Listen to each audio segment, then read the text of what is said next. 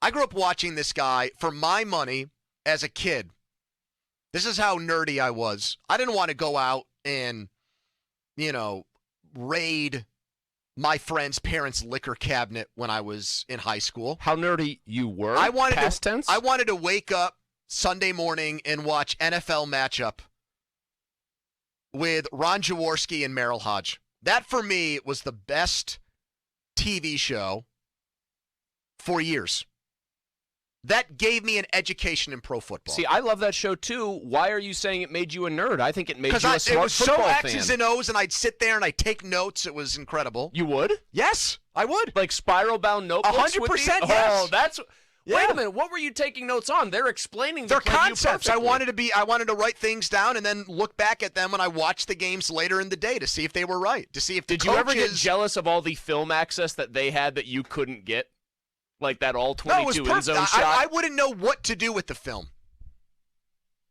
I was a football babe in the woods, and I was watching Merril Hoge work his magic on NFL Matchup. So I am delighted anytime we are able to get former Steelers running back Merril Hoge on this show, and he's on the hotline right now. Merril, I grew up watching you. Are you okay with that? Is that cool? I am just fine, my good friend. Just so you know, you're not the only one that's taking notes. There's actually a lot of few coaches in the National Football League that are now coaching in the National Football League from watching that show and learning about, the league and the concepts of the league and, what coaching tape access gives you.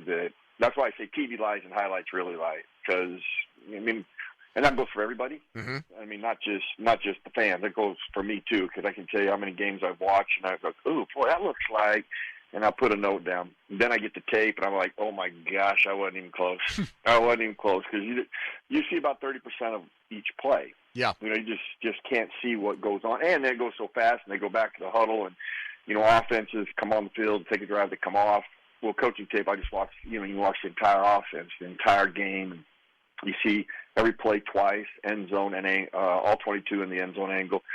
And that's when you just get to tell the truth about, and that's how, when we played, that's why we watch tape. If it was watching TV, everybody stay home, watch Monday night and Sunday and come back and practice and get ready to play. I mean, you watch tape for a reason. It's the only way you can tell the tendencies of an opponent, all the details of a team, and really the good and the bad of a player and a team. Have you ever watched any Miles Boykin tape, the newest Steelers receiver signed in the last 10 minutes, Merril?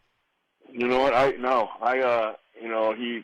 Aside from just the stuff he's done in the league a little bit, and I'm just not fresh. I've learned this a long time ago. Unless you're fresh on somebody and you've got details, like getting ready for the draft. I mean, you can watch just a player. I mean, and that is a big difference from watching the entire scheme of a defense.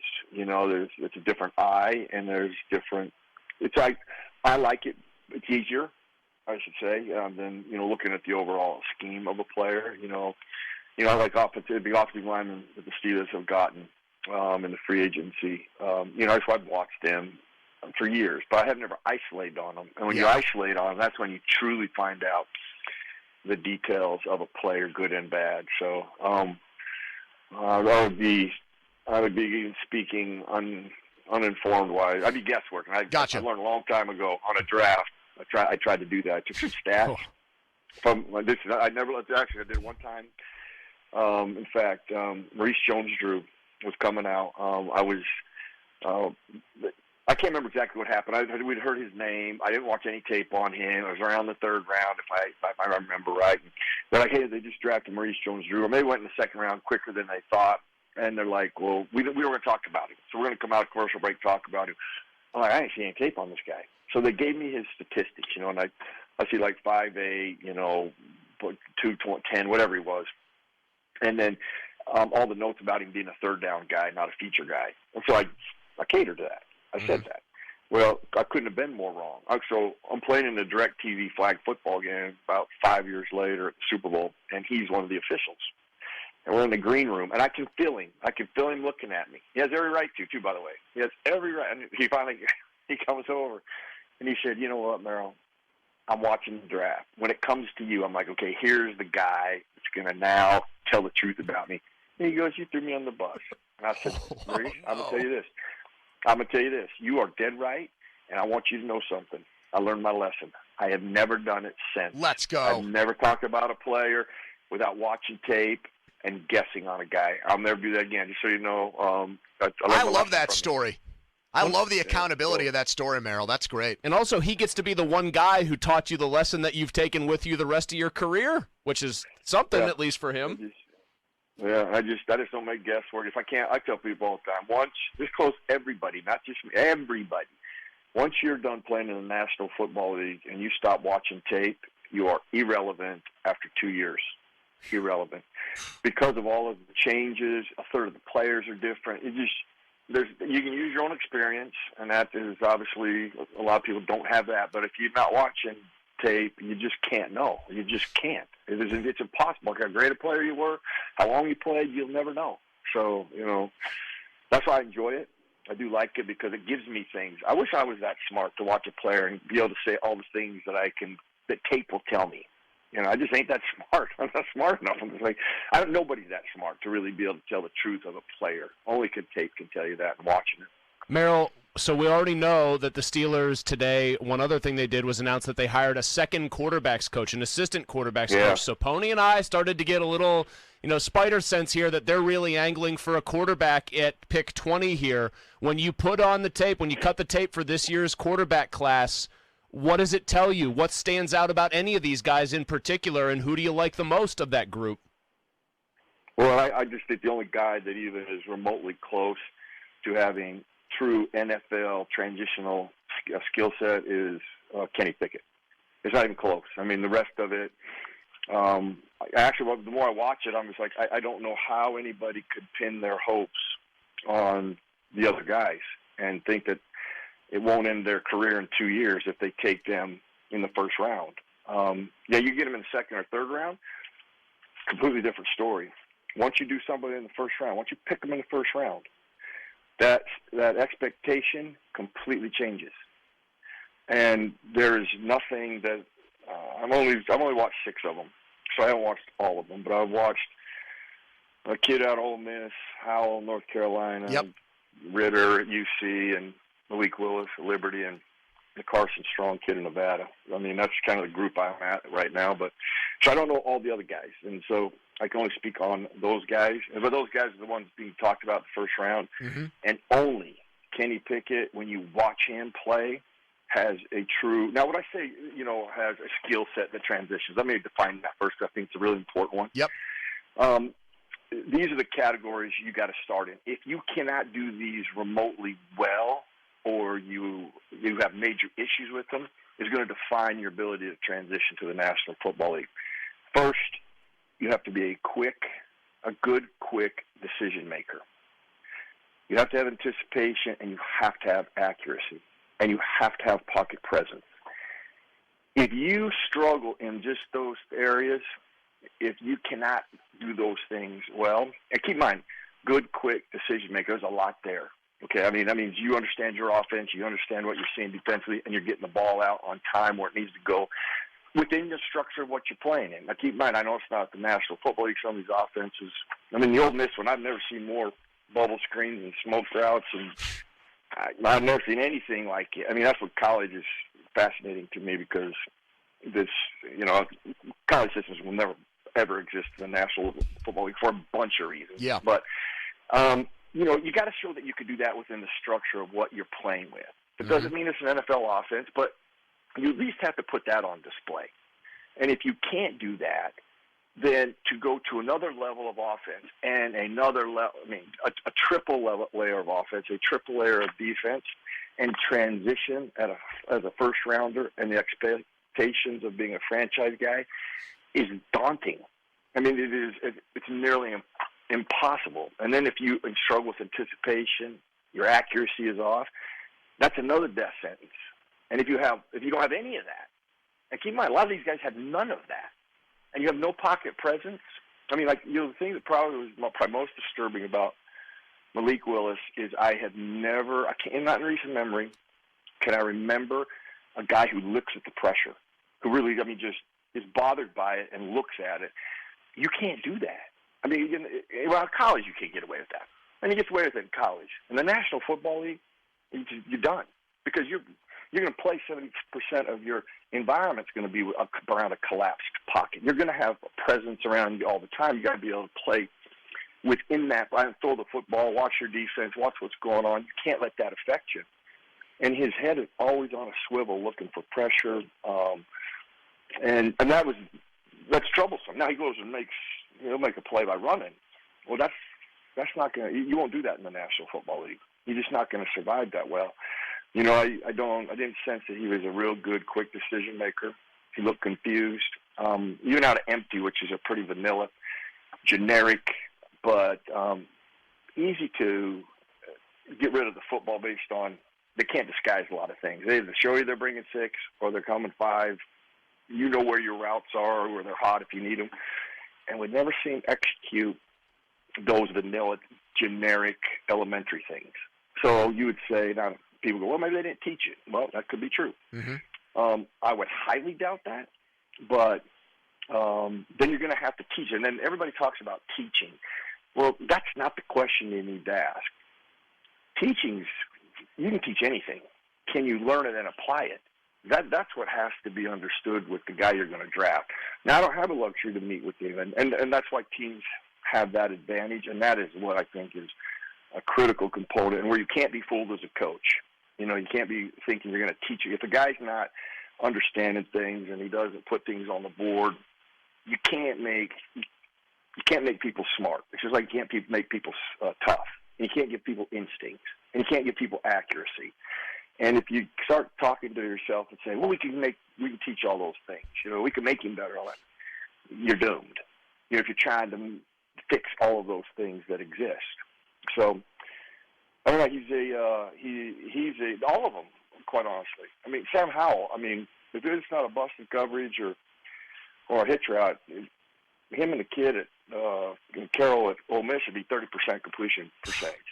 They just cannot throw the football on a consistent basis how you have to do in the NFL, intermediate and vertically, with any consistency. And even with Malik Willis. The drill that they did in the Pro Day, which is a drill event, not a football game, or not a football environment. They do that big, long post route, 67 yards, where it was. Gosh dang it, I'll tell you this. I was just watching, I think it was Army, shortly after. Almost the exact same scenario set up. Wide receiver's got the post, he's got the defender trailing him by 6 yards, and the only difference is people are coming after him. There's pressure around him, the pocket. And, of course, he looks to the right because, he felt pressure there. Then he reset and threw the ball and missed him by 6 yards. That's a true environment of football. And that was the result, not a completion. And, and then they show one route, NFL Film shows one, or NFL Network, of this acrobatic throw, and he does a couple of those on occasion. But most of them are missed. Yeah. Most of them are in the dirt. Most of them are in the stands. And anyway, I just, only Pickett is the one guy, when you watch him, he has a true feel for the pocket. He's accurate. He throws with anticipation. And one thing that stood out most with Pickett, he understands how to manage the game and situations. I don't know who they're playing. It might have been Miami. It's like 3rd and 26. And these are important things to watch as you study guys. It's like 3rd and 26. I think they ran 4 verticals. Where they are on the ball, because they just took a holding penalty or something, brought back, so they're not in a position to kick a field goal. Well, they cover the 4 verticals, and so he checks it down. They get about 12 yards. Now they kick a field goal. And I just, you see so many times college kids, they just try to take the shot. He did it time and time again. He managed situations really well, which I was very impressed with. And I had no idea what to expect. But when you watch him, he has the ability to transition. Those skill sets I just talked about, he has all of those things. The other guys, I don't. Well, the UC kid. Now, remember Ritter versus Cincinnati. Remember, Ritter was struggling all year. Remember that you heard about UC. They're just not blowing anybody away. They'd win, but they're not blowing anybody away. Well, I'll tell you why they weren't blowing anybody away. Their quarterback's playing so bad. I'm telling you, if you'd went and watched tape, you're like, oh my gosh. He misses some very routine elementary stuff. He's very erratic. He's very inconsistent. And you have to consider. I mean, and it's consistent. You know, it's not just one game. Everybody can be consistent. It is very. I mean, they had like a 4 or 5 game stretch where they were really bad. Well, I shouldn't say that.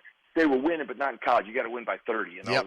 to be, you know, elite. And everybody's like, "Oh, they're not winning by 30. They're not winning. They win by 6. Or they win by 7." And if you went and watched them, their quarterback was the reason. When they would put some numbers up, their quarterback played much better. But their low was their quarterback. So, Merril, what I love about this breakdown so much is that you're so thorough, and I just want our listeners to get a real sense for it. How much time have you spent watching back these games and analyzing these quarterbacks, thinking about the Steelers' 20th pick? Because you are citing here specific plays from specific games. And I watch all these draftniks. They're not doing that the way that you are. So give our listeners a sense for the investment that you're making in this, Merril.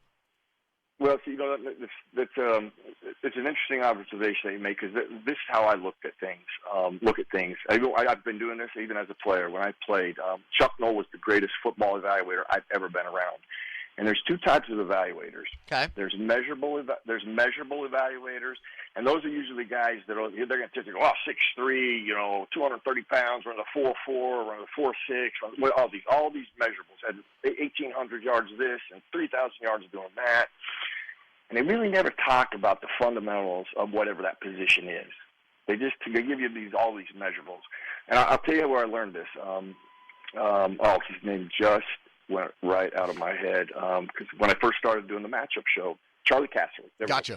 He just got fired. He just got fired from the Washington Redskins. So he and I would watch tape together, because I would go to NFL film, spend 3 days before we shot our show, and I would sit and listen to him, because you learn from everybody too. By the way, I'm not saying there's I prefer the football evaluators. I just think they make less mistakes than the measurable guys. The measurable guys are guys that are going to go to Indy and go draft somebody and go, oh my gosh, we just got the biggest bust in football, which happens all the time. So that being said, we're watching this kid. He's like, 6'3", 235 pounds. Boy, he can come back. Here's a linebacker. He can't play, by the way. I'm watching him, and this guy's missing. Reads. He's not filling. I'm like, oh boy, what an amazing athlete. And I'm like, he can't. But in my head, I'm like, he can't play. He's terrible. Then this other guy, 6 foot, about 215. I'm talking a machine. Where he's supposed to be filling, shedding tackles, making tackles. Shedding blocks, making tackles, leverage. I'm like, just not very big, not very fat. I'm like, oh my gosh, he can play. And we did it for a year, and it was very interesting to look at how he would look at stuff versus how I would see things. Now, he had some other guys that were good players, but I'm like, well, he's all about, you got to be a certain size, certain speed, and you're a football player. I'm like, shoot, I remember thinking, well, if that's the case, let's go to the Olympic trials. Everybody who doesn't make them football players. It was that easy. I'm like, that's not, I remember Bill Pullian and I worked together for a long time, good friend of mine, and I remember Bill telling me, he goes, to be a Hall of Fame GM, you got to be about 58% accurate. I was like, think about that, 58% accurate. Now, but that tells you, it's not as easy as you might think. But if you really do your work and do the things I said, don't talk yourself into things you can't change. You can't change stupid. You can't make somebody tough. Just like you can't make somebody fast. There's a lot of things you can't do. I don't care how good a coach you are. Don't tell yourself you can. If you're going to have accuracy, do not tell yourself for 1 second you can become accurate. If you got a guy who's not understanding things conceptually, and you see that in college, he doesn't even explain things, don't think you're going to change that. You're such a good coach that you can change that. And I see that made a mistake all the time. Jamarcus Russell, one of the greatest of all time. There was writing all over the wall. Jamarcus Russell, in a lot of his interviews, by the way, was asked about his favorite play at LSU, and he's like, I throw it to the open guy. And I'm like, well, draw it up. These coaches, these are head coaches, GMs are going to make a decision on this. They're like, well, sometimes he had no clue. Then he went out and threw the football, and that's why they drafted him. Yep. So they were going to fix that with his ability to throw. That was going to change. No, it's not. Arm strength, like I noticed, I didn't mention it. Is it important? Yes, but it ain't number one. And if you think arm strength is going to take away. It's going to make you a better decision, quicker decision maker, anticipation, action, and you don't have those things. No, it's not. No, it is not. He will be a guy with a big arm and will be a failure. Merril, I have such an appetite for your film breakdowns. Can you tell our listeners who are hearing this and loving every second of it, can you tell people where they can get it from Merril Hoge right now? Because I know you're doing this, and I know people want to consume it. So where can I watch it right now, Merril? Well, I'm not doing anything. Well, I do. I take this back. I'll do stuff when it's over. Whoever the Steelers draft, we usually put some stuff together for their website. Okay. And their stuff. And then I really do this for my own research and staying on top of things, so that I do playbooks on occasion, but, I don't do the matchup show anymore. But the habit of doing it is I created the Way to Play program in the NFL. I don't know if you've ever heard about this program. Okay. But we award winners every week during the football season by guys playing the game right, because there's more people playing it right than wrong. There's 180 plays in the game, and somebody makes a mistake, and everybody highlights that and realize 179 plays were really good. And I was like, let's start crediting and giving credit to the players that do it well and are playing so well. So I created a program that I manage. So that's why I stay on top of it too, because I'm responsible for that, and I don't want to lose sight of the talent that is coming into our league. The talent that is in our league, and we try to highlight it the best we can. So that for every level, so that all players their goal is to play the game right. Because if you play it with the right way and fundamentally right, it's just a better, safer game for everybody. So I do it on my website. Occasionally I'll throw some stuff out there and some other areas. But the Steelers format, we do it the most. We do it throughout the year too. We break down plays and create matchups for the opponent coming into, and we have tape access so that it's not a highlight reel. Well, you have an open invitation to do this on our show anytime you want. I will move out of the way, and if you want to set the record straight or inform us and educate Steelers fans, it's always there for you, Merril, because that was amazing what you just did for us there. Thank you so much. Well, guys, appreciate it. You have me on anytime. Give me a call, okay? Let's go. Thank you, Merril.